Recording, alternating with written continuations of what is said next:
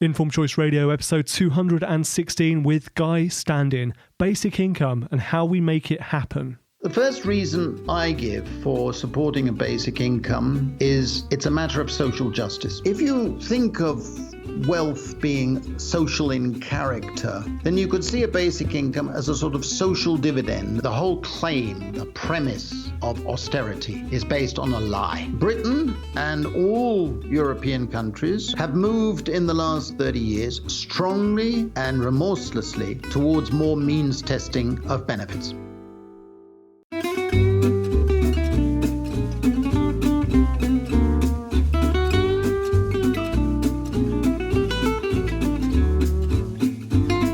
Sundial House Studios in Cranley, welcome to Informed Choice Radio. This is the podcast all about achieving your financial goals in life. Here's your host, Martin Bamford. Hello and welcome to this episode of Informed Choice Radio, where my guest is Professor Guy Standin. Here at Informed Choice Radio, we're not afraid to examine the big ideas, and few ideas are bigger than the concept of a universal basic income. Guy Standin is a founder member and honorary co-president of the Basic Income Earth Network. This is a non-governmental organisation that promotes a basic income for all. What's a basic income, I hear you ask? Basic income is a regular cash transfer from the state received by all individual citizens. It's an acknowledgement that everyone plays a part in generating the wealth currently enjoyed only by a few.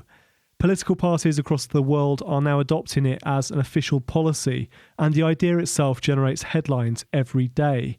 Guy Standin has been at the front of the basic income movement for the past 30 years. His recent work has concerned the emerging precariat class and the need to move towards unconditional basic income and deliberative democracy. Guy's new book is Basic Income and How We Can Make It Happen. In the book, he covers in authoritative detail the impact of basic income on the economy, poverty, work and labour. He dissects and disproves the standard arguments against basic income, explains what we can learn from pilots across the world, and illustrates exactly why a basic income has now become such an urgent necessity. Listen to this episode of Informed Choice Radio to better understand basic income and some of the exciting ideas in Guy's new book. This was a topic I was keen to cover on the podcast, as basic income is often discussed in the context of a changing employment landscape and how society might cope with increasing automation and robotics in the future. You can find the show notes, full transcript and useful links for this episode at icradio.co.uk. If you enjoy listening, please let me know on Twitter at Martin Bamford. Welcome to Basic Income and How We Can Make It Happen with Professor Guy Standin in episode 216 of Informed Choice Radio. Guy, welcome to the podcast. Thank you for joining us. Could you start by telling our listeners a little bit about you and about your background?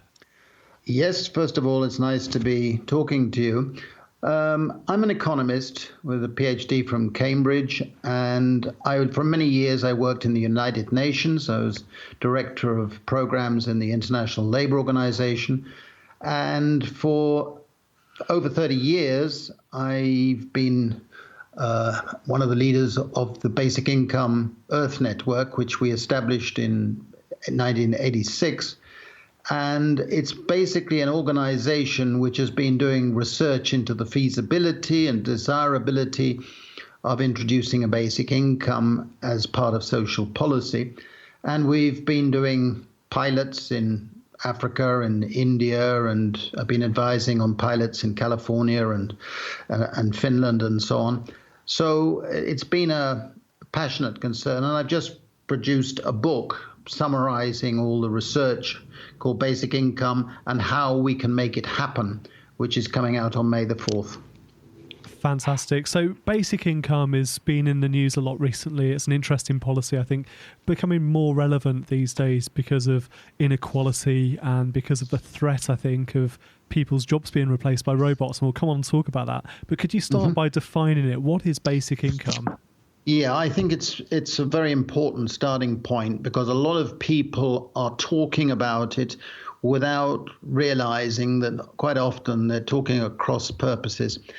The idea is that everybody in society should receive a modest basic amount, paid in cash, paid as a regular amount, maybe monthly or something like that.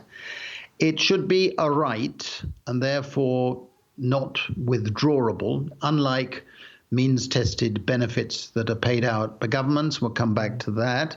It should be individual, not paid to a household or a family unit. It should be paid equally to man, women, with a smaller amount paid to children. And what we usually recommend is that the child's basic income should be paid to the mother or the surrogate mother. It should be unconditional in behavioral terms. In other words, you don't have to do job search or training or any number of low-paid jobs or whatever in order to receive it. And it should be an economic right that's part of society and therefore be an important part of the income distribution system of the country. And you talked about forming the Basic Income Earth Network in 1986. So this isn't a new idea, but it is something that appears to be coming of age now. I know you've described being considered crazy when you and your fellow proponents of a universal basic income supported those ideas. Why is now the right time for this concept? Well, I think this is a very interesting question, and I address it in the book. And I think the reason is that this is the first time that we've got a combination of reasons coming at the same time, whereas before there have been technological changes which have been a factor, there have been problems of mass unemployment that's been a factor, and there's been post-war eras when everybody's thinking that people should share in the benefits of growth and so on. So you've got a unique combination, and that includes the following. The first reason I give for supporting a basic income is it's a matter of social justice. And we know that the wealth and income of everybody in society, you and me included, is far more to do with the efforts of our ancestors going back generations than anything we do ourselves individually. And yet there are a very small number of big winners and a lot of losers. And if you think of wealth being social in character, then you could see a basic income as a sort of social dividend, as a sort of share of payments from the collective wealth of society, which would be paid equally to everybody. And I think that reason is becoming clearer for precisely the reason you mentioned, which is that we've got chronic inequality these days with no prospect of that inequality coming down significantly. On the contrary, it's likely to continue to grow. And in addition to that chronic inequality, which is unjustifiable morally, economically, or socially, but is taking place, in addition, you've got chronic insecurity, economic and social insecurity for millions of people, many of whom are joining the precariat, on which I've written several books. And the precariat is suffering declining real wages, declining wages in real purchasing terms, while the rental income for people who have property is going up and up and up, particularly intellectual property, patents and copyright and things like that. And this is fundamentally unfair. And I think that justice principle is being appreciated by more people. And the second reason is that with this chronic insecurity, people feel that they don't have real freedom. They don't have freedom to be able to make choices, whereas a basic income would enhance people's freedom. If we really believe in freedom, then you must be able to make choices and decisions in conditions of security. And that is the third reason, that a basic income would provide everybody, and people with low incomes, people in the precariat, everybody in society, with a modest basic security. And now the psychologists and many others, including our pilots, have found strong evidence that people who have basic security are more rational, they have better mental health, their IQ in the short-term sense actually improves. Whereas if you have chronic insecurity, precisely the opposite happens, so that people make bad decisions, they suffer from mental ill health, their IQ suffers, and not surprisingly, they become less tolerant, less altruistic, and less social citizens. And at the moment, we've got a real problem, which is leading to the next aspect, which I think is extremely important, which is that inequality and insecurity produces political instability, and particularly a drift to far-right neo-fascist populists. And the fact is that if you've got a growing precariat without income security, they're more likely to be drawn to populist candidates like Donald Trump most extremely. And I think that is leading a growing number of people in corporate circles, it's not a left wing or a right wing, it's right across the spectrum, to think, as I've been arguing, that it's almost becoming a political imperative.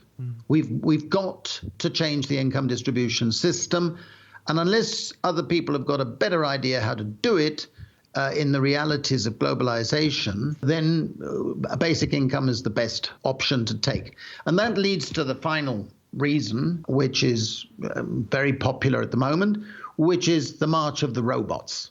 Now, I personally don't buy that argument, but I do buy the argument that automation and robotics and artificial intelligence, all of those things are affecting the income distribution system much more sharply than they used to, and that will continue to be the case. So more and more people will be unable to get enough income from the labor and work that they do. And therefore, the system of income distribution is breaking down. I'd love to come on and talk a bit about how we would put in place such a system and what it would mean for the way we live our lives. But firstly, how can we afford it? We're living in this age of austerity here in the UK at the moment. We're told that we don't have enough money to fund adult social care properly, for example. So how is a universal basic income funded, both here in the UK, which after all is a relatively rich nation, but also in poorer countries, in third world countries? Well, let me come to the third world countries in a moment. Let me start with the affordability in a country like Britain. First of all, the whole claim, the premise of austerity is based on a lie. It's based on a lie, L-I-E. The idea of austerity is that our public budget is unbalanced, and therefore we have a deficit. And if we have a deficit, we have to cut social benefits, and we have to cut social welfare, and we have to cut on the NHS, and so on. But a deficit arises because revenue is less than expenditure. And if over 10, 15 years you have been cutting taxes and increasing subsidies to corporations and rich individuals, then that is what creates your deficit. Now, we've had a cut of corporation tax, which has been halved. So today, with the government, they've reduced corporation tax to 20% with lots of loopholes. So most of the big corporations don't pay even 20%, and they're reducing it to 17% in 2020. 17%. Whereas the precariat is paying marginal tax rates, if you look at what's happened, of over 80%. So you've got a situation where you've cut your income, and then you turn around and say, oh, we've got a deficit, so we've got to cut social care, we've got to cut the NHS, we've got to cut the education budget. All of these things are nonsense. Now, in addition, as I say show in my book, government pays out subsidies to billions of pounds to corporations, rich multinational corporations, many not British, and to various tax breaks and personal tax allowances and all sorts of subsidies. Well, again, that comes from public revenue and creates a deficit. And then you say, oh, we've got to cut those benefits. It's nonsense. It's based on a lie. The real problem is that you're giving to the wealthy in subsidies plus cuts in their tax rates. So your richer corporations and richer people who are earning money from profits and rents are paying a lower tax rate than wage earners earning low wages. Now, this is ridiculous. It's amoral. It's economically inefficient. It doesn't improve growth. And clearly, it's a false narrative to present to the British people. And then, of course, you have quantitative easing. Now, quantitative easing was introduced by the Bank of England, giving to the finance services the little matter of £375 billion. Okay? Do what you will with it. It's yours. They were feeding it into the financial markets to prop up the bankers who had been responsible for the financial crash in the first place. And, of course, a lot of that money has been going into emerging market investments in China, in India, and various other places. And as the IMF and the Bank of International Settlements have shown, quantitative easing increases inequality, doesn't have any effect on growth, despite the claims that it would stimulate growth, and not only worsens inequality, but actually leads to another budget deficit because you've got to pay it back. But the various arguments that you can't afford it, to me, start from the wrong premises. We could afford it. We could afford it by substituting for many of the subsidies. We can afford it by changing your fiscal priorities. And you could, shame on shame, think of raising tax rates on corporations and rich individuals. There's nothing optimal about today's tax rates. What about poorer countries where they don't have the luxury of raising more tax revenue? They're not naturally rich in resources. Is it also affordable, or does this have to be a global solution where everybody contributes to it for the benefit of the whole planet? Now, I think you really have to think of individual countries. We've just been doing these pilots, 3 big pilots in India, where we provided thousands of people with a basic income. And remarkably, the government initially, right across the spectrum, they were skeptical of what we were doing. But now the evidence come out with the books and statistical surveys and so on. And they tabled a report in the Indian Parliament as part of the budget statement on January the 31st this year, which there's a whole chapter devoted to basic income. And the essence of it is that the arguments that it would have positive welfare and economic growth effects, and as we've argued, reduce the inequities of the caste system and so on. But the reality is that it is actually affordable. And the big challenge, as they recognize, and most of us recognize, is political. Can it be done politically? Is there enough political will to do it? And the reason, of course, that it's affordable in a country like India is that actually they, like most other countries, spend an enormous amount of their income on subsidies. And in the calculations that we and others have done in India shows that over 10% of GDP, over 10% of national income goes in subsidies. And the majority of those subsidies are what's called non-merit goods subsidies. In other words, they don't actually increase the welfare of the poor or the disadvantaged. They're going to wealthier groups in society.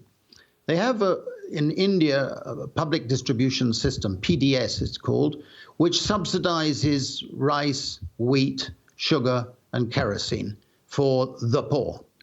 And it's turned out that successive governments have recognized that over 3/4 of the money that's spent on that program never reaches the poor. It all gets ciphered off in corruption and, all sorts of nonsense politically down the pipeline. It's clogged, as we've put it. And if you just replaced the PDS, you could give quite a decent basic income, which would come to about 50% of subsistence for rural dwellers, and save money. So, and this is the case we found in our African pilots. We would see similar evidence in Latin America. So in developing countries, don't forget that the level of income is lower, so that the amount that it would be lower proportionately, as well as absolutely. And what is really the bane of those countries is the subsidy systems that they've put up. And the trouble is, of course, that with the globalization, countries spend a lot of money on subsidies to try and get corporations to come to their country rather than somewhere else, or to stay in their country and go, rather than go anywhere else. And as everybody's doing it, it's a zero-sum game. It's just crazy. And the evidence is accumulating, empirical studies, that show that the subsidies don't achieve what their proponents want them to achieve. They don't actually affect the direction of capital mobility, and they're basically a gift, which could be used to fund a basic income. You mentioned earlier that the basic income helps improve stability, and stability is a big factor in improving our health. What about wealth and happiness? I'm thinking from a wealth perspective, if people have a basic income, does that encourage them? They've got that security of knowing it's coming. Does it encourage them to go out and be more prosperous and to generate more wealth for their families? Or are people quite happy to stay at that subsistence level? Well, there are interesting experiments that have been done by psychologists, and we've asked similar questions in our pilots. And the evidence is that people who have basic income tend to be more tolerant of other people. They're not so hostile to migrants. They're not so hostile to minorities or whatever. And they're more altruistic in their behavior. They tend to help others and so on. And the evidence we found in the villages where we provided everybody with a basic income is that there was a greater sense of social solidarity, and therefore more community social actions, more cooperative activities and things like that. Now, for me, these are real indicators of happiness, if you like. One of the strongest findings came from what I call in the book the accidental pilot, which took place in North Carolina. And what happened was that a group of scholars started to do a longitudinal study of child development, and they were meant to be doing it over 20 years, checking how children were developing in the community and which factors were affecting their development, etc. And then just after that started, an Indian-owned casino decided to distribute all the profits from the casino as a basic income to all their community of people. And their community happened to be in the part of the area covered by this child development project, but it was quite separate. And what happened was that the children in the families that received the basic income, by the age of 16, were approximately 1 year ahead in their schooling than the children of similar backgrounds who had not been receiving the basic income. And the interesting secondary finding of that was that the children had been more conscientious and had better relations with their families and with friends and so on in more general ways. And the people who've done the research tended to conclude that it was largely because the relations within the family were much improved by the basic income, making people feeling more relaxed and more committed to each other, and improving the relational background, the happiness, if you like, that these families were developing with their basic incomes. And I think that was a very strong finding. We found very similar things in our pilots and researchers who've been doing experiments and so on. And I think that is a very important part of why we need to move to a basic income. It's fascinating that there was an accidental pilot in that way, and the results that came from it, you probably couldn't plan for that to happen. So no, absolutely, you couldn't. One criticism we hear of basic income is it would simply replace the incentive to go out and work, and it would create a nation or a world full of layabouts with no real purpose in life. How would you respond to that? Well, as it happens, it's the longest chapter in the new book, and I've done a lot of work on this. The first fact is that all studies that I know, including ours, show that if you provide basic income, people tend to work more, not less, contrary to the prejudice. And when they work, they tend to be more productive, more cooperative, not less. And there are good psychological reasons. People have more confidence, their health is better, their general attitudes improve, they're prepared to take more entrepreneurial risks, etc. But the other thing to take into account in talking about this particular issue is that Britain and all European countries and all OECD countries have moved in the last 30 years strongly and remorselessly towards more means testing of benefits and more behavior testing, because if you do means testing, it means you only give to the poor, right? You decide, well, who is poor, and then you say, well, we'll give the poor the benefits. Now, if you do that, very quickly you have to say, well, who's the deserving poor and who's a poor person because they've been lazy and they haven't tried? So you introduce behavioral tests to check what they're doing. And that becomes administratively expensive, but it also combines with the means testing to create what we call poverty traps. Now, the poverty trap in Britain, according to the government itself, with their panoply of means testing benefits over the years, is over 80%. And what that means is that going from the low benefits that you get into the sort of low wage jobs that are available for that sort of person, they are only gaining an extra 20%. So that they're facing a marginal tax which is 80%, according to the government. I think it's higher, but 80%, and they're meant to be incentivized to go and take those jobs.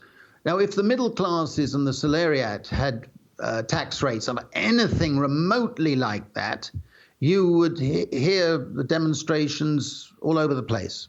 But they don't pay more than 40% or whatever. Now, it's actually worse than that, because the poverty trap is 80%. It's with universal credit, it's going to be about 77%, according to many calculations, official calculations. So you're not really making much of a change. But it's worse than that, because what happens when somebody loses a low-wage job? They don't get the benefits to which they're entitled the next morning. They often have to queue and fill in forms and then do more and then be tested and then all of the rigmarole. And often people wait a month or two before they start receiving the benefits. And then along comes the Job Centre plus. I don't know how many pluses you want to give them. A little bloke who's just been in the job for a few months or something, and he says, you've got to take this low-wage casual job, paying the minimum wage without benefits the other side of town, or you'll get sanctioned. Now, if you were to take that low-wage casual job, you would have the strong probability, high probability, of being out of a job in 3 or 4 weeks, maybe a bit longer, and then have to start applying for benefits all over again, and probably have to do more tests to prove that you hadn't lost your job deliberately or whatever it might be, and you'd have to queue and wait, and you go for another month or two without any income. Now, when I'm lecturing students, I say, if any of you think it's rational to take that low-wage job in those circumstances, you shouldn't be doing economics, because it's not. You're going to be out of pocket in a big way. And that is the reality of the existing system. So the argument that a basic income would make for people to be lazy is ridiculous when your current system is doing precisely that. Absolutely. It's mad. It's mad. What are the next steps? How quickly, realistically, could we see basic income move beyond pilot studies and become something that's widely adopted? That is a beautiful question. And I'm often asked it when I'm giving talks in universities and activist groups and whatever, and to politicians. And the simple answer is we don't know. But there are now emerging a number of countries where the debate has moved into the center of political discussion.